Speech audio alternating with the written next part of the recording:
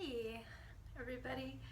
Well, it's been such a long time since my last video, but I wanted to check in again and talk a little bit more about some of the things that I've been doing and some of the kind of experiences I've been able to enjoy recently.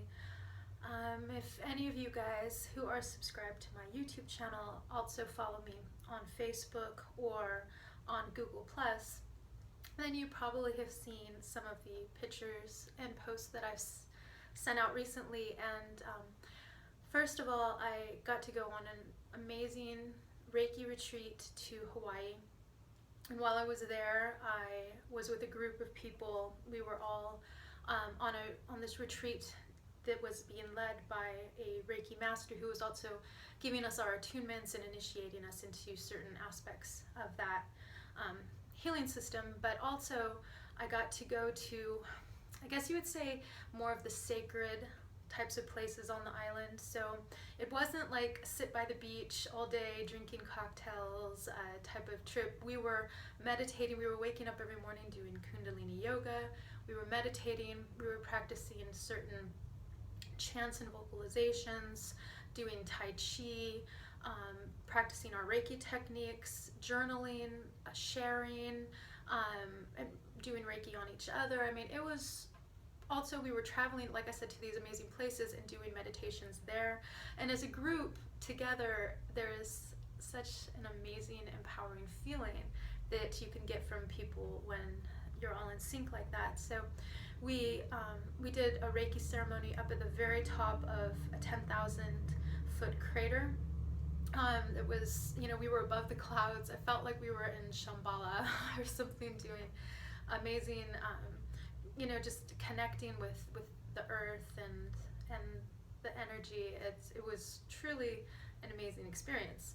And I came home and I was just like bathed literally in the energy of Maui, because I was swimming in the ocean every single day. And it's very it was very empowering, kind of like to my soul, because to swim in the ocean, and mind you, there were sea turtles right next to me swimming in the same bay, and we got, you're not supposed to touch them, so I'd always kind of back away when they got close to me, but they'd come up really close, and it was really amazing to see them like face to face, and because they'd come and kind of look at you.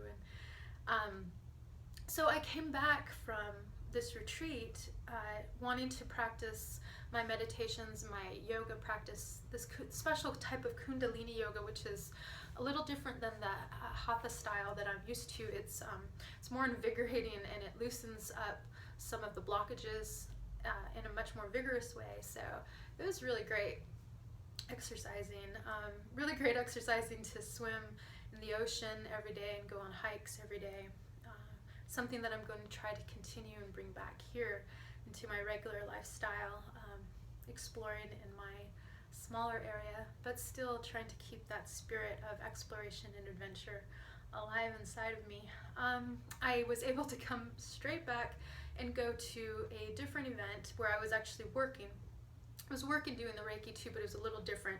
I was learning. It was like a workshop, and then I came back and I had to go straight into work, even though it was in a completely different venue than I normally am working at. We were at an event where we dressed in medieval garb, and I did massages.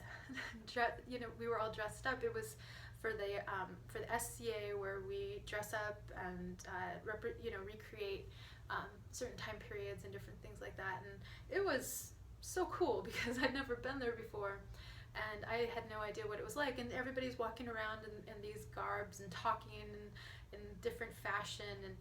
And then at night, they would light bonfires, and all the women would be dressed as belly dancers, and they'd be dancing around, and it was just so cool. And everybody was just, being such free spirits. And that was, I guess it was something that I never knew it had existed. And so I was kind of just like super excited to take it all in, just like, I can't believe these people are here and they're doing this. Like, this is so awesome. This is so much fun.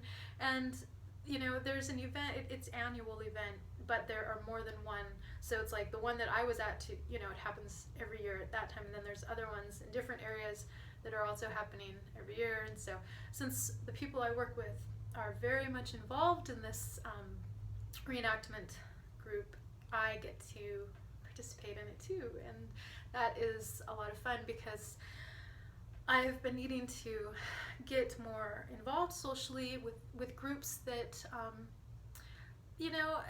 are non-religious groups. Basically, I need to be involved in things where I can connect with people. And both the Reiki group, who I'm also going to see again in just a couple of days, we're having a reunion in LA, which is great because a lot of us are based sort of in that area.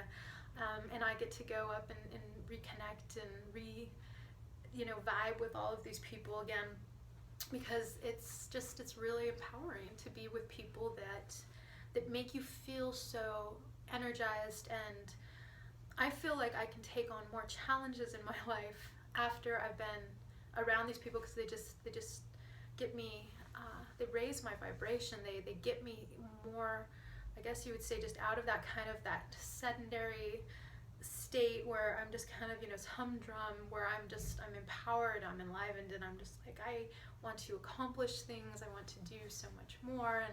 And also there's a wonderful peaceful groundedness to having that experience too, where it's not just like, oh, I'm so excited, oh, I'm dizzy, spinning around.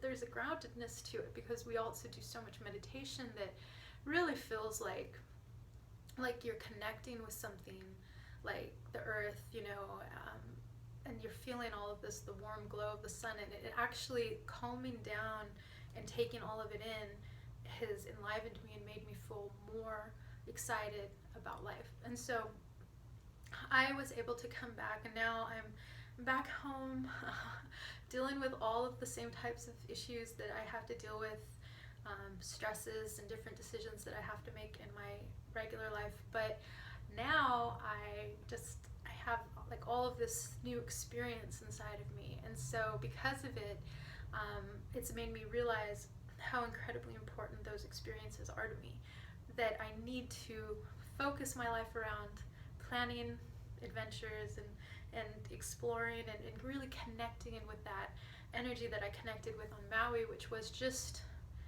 nature, really. It was, but it's just in such a strong force there that it overwhelms you, in these places where I'm at, maybe I have to seek it out just a little bit more. So some of my upcoming things that I'm planning on doing is finding some really great places to go on some nature hikes around where I live, and maybe taking some pictures, and hopefully finding some quiet places where I can just really connect and feel re-energized again.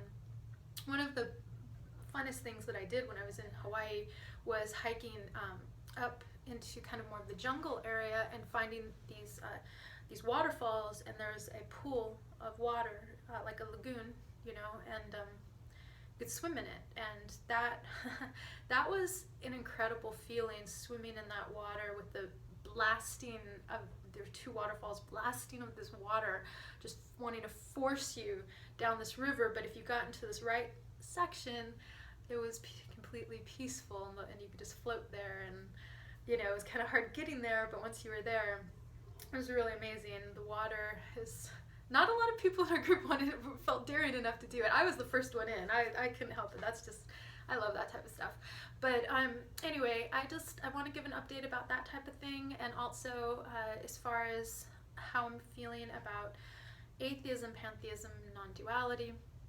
I feel like I'm finding a more harmonious balance between those concepts, that I'm starting to see more of a bridge between these types of ideas, and it's becoming clear to me that, as Joseph Campbell says from his journeys, exploring Hinduism, you are it.